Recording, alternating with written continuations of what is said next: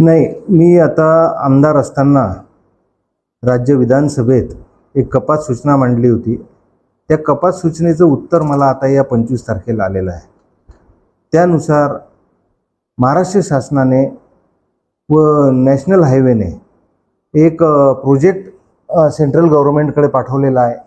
तो भुयारी मार्ग आणि उड्डाणपूल दोन्हीचा प्रोजेक्ट पाठवला असं मला कपात सूचने उत्तरामध्ये आपले बांधकाम विभागाचे मंत्री शिवेंद्रराजे भोसले यांनी मला कळवलेले आहे. परंतु मी गेल्या अनेक दिवसापासून ही मागणी करत आहे. माननीय देशाचे रस्ते विकास मंत्री नितीनजी गडकरी मलकापूरमध्ये आले होते, खामगावला आले होते.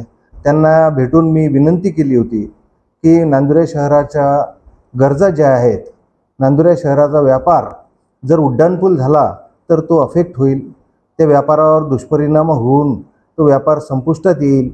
त्यामुळे आमच्या मतदारसंघात हा जो उड्डाणपूल करण्याच्या ऐवजी तिथं भुयारी मार्ग करावा अशी विनंती मी गडकरी साहेबांना केलेली होती.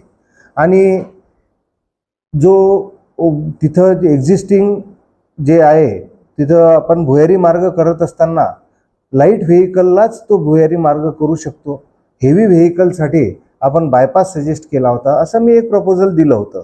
परंतु राज्य शासनाने तो त्यावर काही विचार न करता त्याचा उड्डाणपूल आणि भुयारी मार्ग असा एक प्रस्ताव आता माननीय नितीनजी गडकरी यांच्या कार्यालयाकडे सुपूर्द केलेला आहे.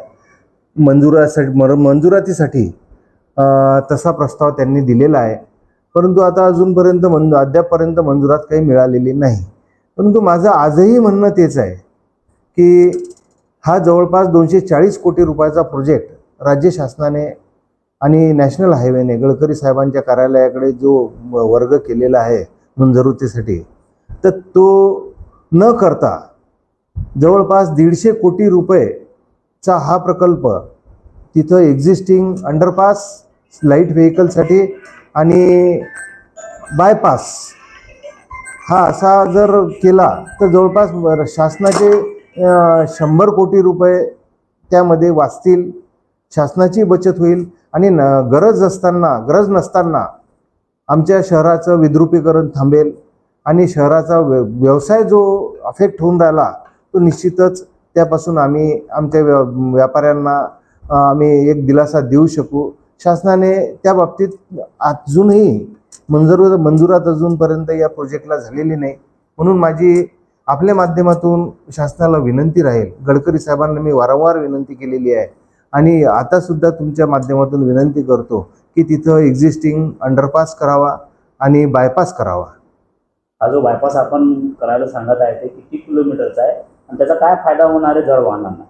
नाही, आता हा जो अंडरपास तिथे लाईट व्हेकलसाठी आहे, म्हणजे जसं ॲम्ब्युलन्सपर्यंत जे वाहन आहेत त्या तिथून एक्झिस्टिंग रोडवरून एक्झिस्टिंग जो रस्ता आहे पुलाच्या खालून जो आपण हे अंडरपास मागणी करून राहिलो त्यातून फक्त अंडरपासमधून फक्त लाईट व्हेकल जातील आणि जे हेवी व्हेकल्स हे बायपासने जातील. बायपास हा सरळ जळगाव रोडवरून सरळ आपल्या जंक्शन इथं मलकापूर रोडला जे जंक्शन आहे बायपासचं तिथं आपण लँड जर केला तर मल्टी एक्सेल व्हेकलचा हा जो प्रॉब्लेम आहे, इथं जर समजा उड्डाणपूलच करायचं म्हटलं तर तिथं जळगावकडे मल्टी एक्सेल व्हेकल टर्न होणार नाही आणि तिथं जाऊ शकणार नाही. ती एक समस्या खूप मोठी उभी राहणार आहे. त्यामुळे सर्व समस्या आम्ही अभ्यास करून हा प्रस्ताव मांडला होता की बायपास आणि अंडरपास करावा ही विनंती आपण त्यावेळेस केलेली होती.